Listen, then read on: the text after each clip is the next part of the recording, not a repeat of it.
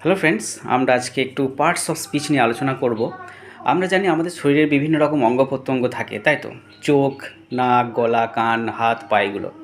সেরকম একটা সেন্টেন্সের মধ্যেও অনেকগুলো পার্টস থাকে, অংশ থাকে।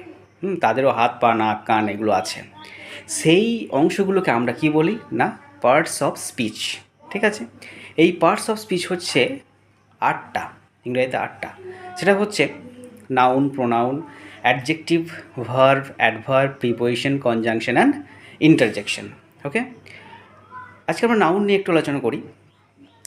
নাউন মানে হচ্ছে নেমিং ওয়ার্ড, যে কোনো কিছুর যাদের নাম আছে, হ্যাঁ, সেগুলো হচ্ছে নেমিং ওয়ার্ড। এই নাউনকে আমরা 5 ভাগে ভাগ করতে পারি। যেমন proper noun, common noun, collective noun, material noun and abstract noun. Proper নাউনের উদাহরণ কি না, নির্দিষ্ট যে কোনো কিছুর নাম বোঝায়। যেমন কলকাতা,